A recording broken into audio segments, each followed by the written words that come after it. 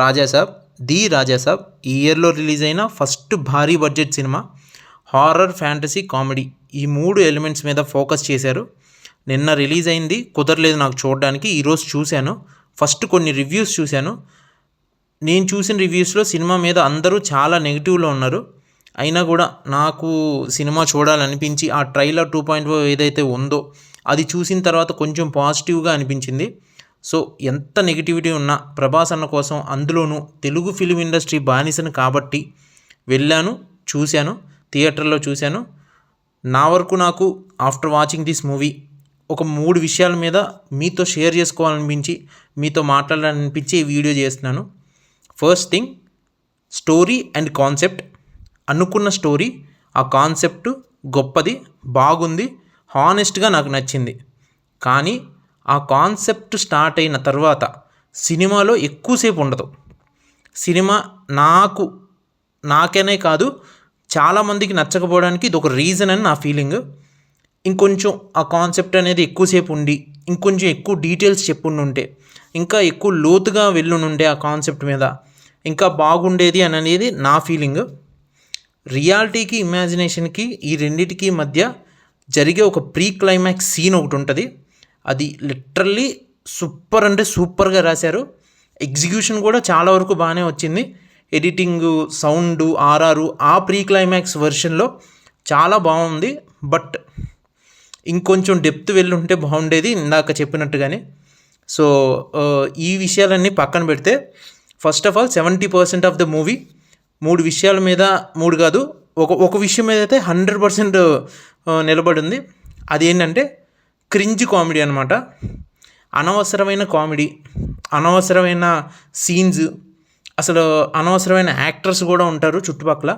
మరి వీళ్ళంతా ఎందుకున్నారు, ఎందుకు ఇదంతా జరిగిందో మనకైతే తెలీదు.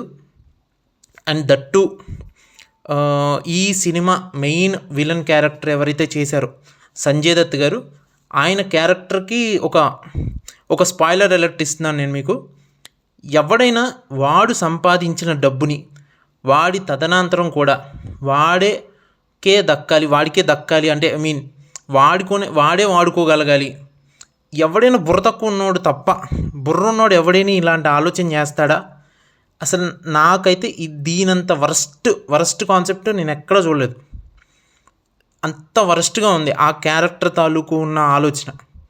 నిజంగా నాకైతే అస్సలు నచ్చలేదు అది. అండ్ దీని గురించి ఎక్కువ డిస్కషన్ అయితే వద్దు. సెకండ్ థింగ్ వచ్చేసి CGI అండ్ VFX. మొదట్లో చెప్పినట్టు భారీ బడ్జెట్ మూవీ. ఆ స్కేలింగు, ఆ ఆర్ట్ వర్క్, ఆ ఫ్యాంటసీ ఎలిమెంట్స్, విజువల్ స్ట్రాంగ్గా ఉంది.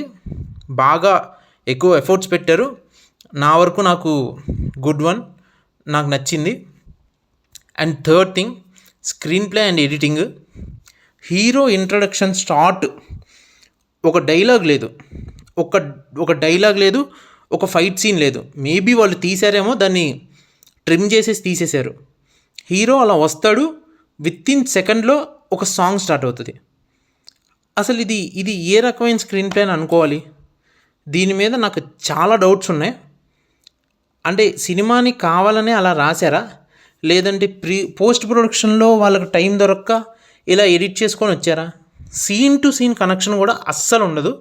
1% కూడా ఆ ఎనర్జీ రాదు నీకు.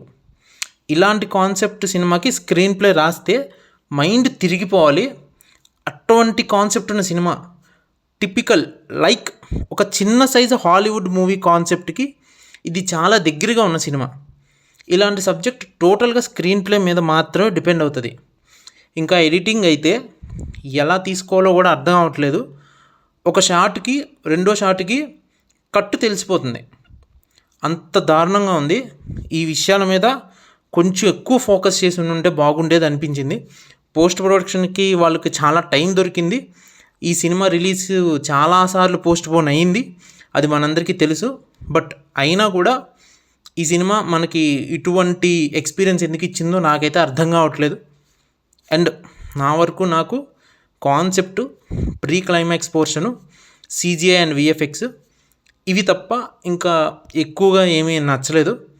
బట్ దీనికి మళ్ళీ సెకండ్ పార్ట్ కూడా ఉంది, అది ఎలా ఉంటుందో. యాక్టర్స్ పర్ఫార్మెన్స్ అయితే అందరిది అంత గొప్పగా అయితే ఏం లేదు. ఒక్క జరీనా వహాబ్ జరీనా వహాబ్ గారి యాక్టింగ్ తప్ప, ఆవిడ ఎమోషనల్ ట్రాక్ తప్ప ఇంకా నాకు సినిమాలో అంత గొప్పగా కూడా చెప్పడానికి ఏం లేదు. అది కూడా ప్రీ క్లైమాక్స్ పోర్షన్లోనే వస్తుంది. సో ఇంకా మెయిన్ లీడ్ తమనన్న సాంగ్స్ అసలు ఎంత బాగా కొట్టాడంటే, ఒక్క లిరిక్ నువ్వు బయటికి వచ్చిన తర్వాత ఈ ఈ ఈ పాటలో వచ్చిన ఈ పాట ఈ లిరిక్ మీద వచ్చింది అంటే ఈ లిరిక్ జరుగుతుంది అక్కడ, నువ్వు చెప్పగలిగితే గ్రేట్ అని నేను ఒప్పుకుంటాను. అంత లౌడ్గా కొట్టేశాడు. మరి ఎందుకు అంత ఆర్ఆర్ అంత లౌడ్గా ఎందుకు వెళ్ళిపోతుందో అర్థం కాలేదు. అండ్ ఫైనల్గా అయితే నాది ఒకటే మాట, నా సైడ్ నుంచి నేను మన ఆడియన్స్ అందరికీ చెప్పాలనుకుంటున్నాను. తెలుగు ఫిలిం ఇండస్ట్రీ కట్టుబానిసలు అందరూ కూడా సంక్రాంతి కోసం ఏం వెయిట్ చేయరు, వాళ్ళు సినిమా కోసం వెయిట్ చేస్తున్నారు. అండ్ సంక్రాంతి సీజన్ని బిజినెస్ మ్యాన్ ఎవడైనా వాడుకోవాలని చూస్తాడు, ఒక ప్రొడ్యూసర్ డిస్ట్రిబ్యూటర్ అనేవాడు. సంక్రాంతి రిలీజ్ చేసి ఆడియన్స్ మీద తోసేసి టికెట్స్ రేట్స్ పెంచేసి ఇలాంటి సినిమాలు లైక్ ఎడిటింగ్ సరిగ్గా లేకుండా, పాటలు అర్థం కాకుండా రిలీజ్ చేస్తే ఆడియన్స్కి సినిమాల మీద ఉన్న ఇంట్రెస్ట్ పోతుంది. అస్సలు ఇంత పెద్ద హీరో సినిమాకి ఒక పండక్కి సంబంధమే లేదు. సినిమా అనేది బాగుంటే ఆడియన్స్ ఎప్పుడైనా చూస్తారు.